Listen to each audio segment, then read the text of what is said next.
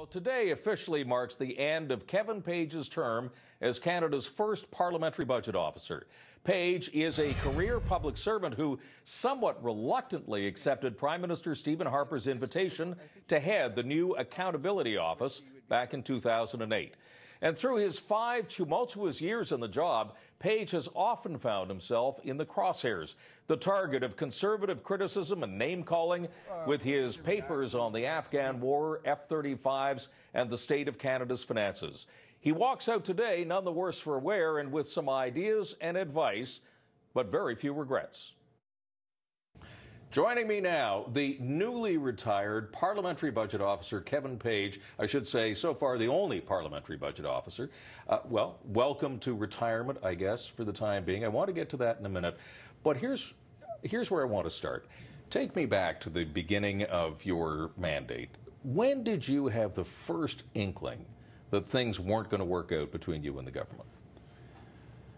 Well, I think it started in the fall of the very first year. We released a report on the costing of Afghanistan, and then shortly after that, we released a report looking at the economy 2009, the deficit, and we were saying recession and deficit. And a week after that, the government was still saying no recession, no deficit. A week after that, I got effectively a letter from the speaker saying I shouldn't be at the center of public debate. A week after that, I was told my budget is being cut by a third. So I said, this is going to be a rough ride. That was more than an inkling. That was like a sledgehammer coming down. It was, yeah. Do you think that in some respects, though, that you could have been as effective or more effective if you had had a lower public profile over these past 4 or 5 years? Yeah, for us, we think in our office, first of all, we don't see ourselves as politicians. We think we add and subtract numbers. And if we add and subtract numbers and we put numbers out and we become the only data point in town, all of a sudden that creates a lot of profile. So starting with Afghanistan, we provide a major analysis on costings, on crime bills, on fighter planes. We were the only people putting numbers on the table that was peer reviewed and it had analysis behind it. And I think the government, the executive was saying, wasn't responding in kind. So they were responding by saying, we don't trust the work, we think the work's unbelievable or unreliable, but we weren't seeing their analysis. And I think, but that raised our profile even more. So I think a lot of the, we were filling a space, and because we almost occupied this space, it raised the profile. I'm wondering if you can articulate for me what you would say to the government today, to government ministers perhaps who have criticized you publicly, but also to other politicians who one day might be in government. As you're walking out, what would you say to them? Well, I think we got to go back to what our core principles are as the Westminster parliamentary government system, where the House of Commons has the power of the purse. So we elect representatives from all across the country. They come to the House, they sit in the House.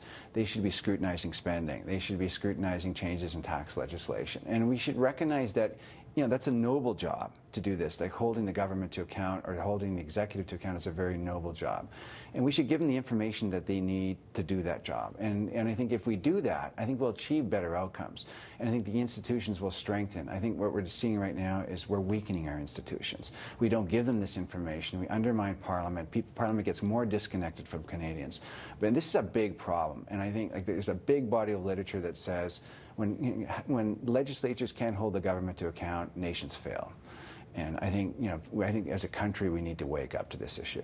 You are ending your career on what some people might say is a very appropriate note. You are trying to get information from the government as you're literally walking out the door about cuts that happened in previous budgets. Has the whole budgetary process in this country become so dense and so opaque that not even the experts can figure out where the money's coming from and where it's going to? Well, I think there'll always be complexity around budgets, and so you need to have people that are familiar, with budgeting. So the next parliamentary budget officer should be a person that worked on budgets. But I think as well, we've created systems, that suit the executive, that suit the Prime Minister and Cabinet. And this is not just a comment on the current government. This has existed for decades, effectively. And if we really want to restore, that power of the purse back to the House of Commons, to free up elected representatives, to really scrutinize spending, then we need to fix the system. And we need to look at the process. We need to look at the structure around how they approve money. And we need to see whether or not the playing field needs to be rebalanced a little bit in favor of the House of Commons. Kevin Page going on into the future. Is Kevin Page 2.0 about to emerge? What's next for you?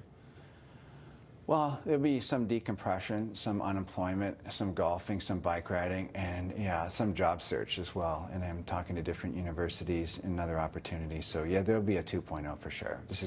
We're not giving up.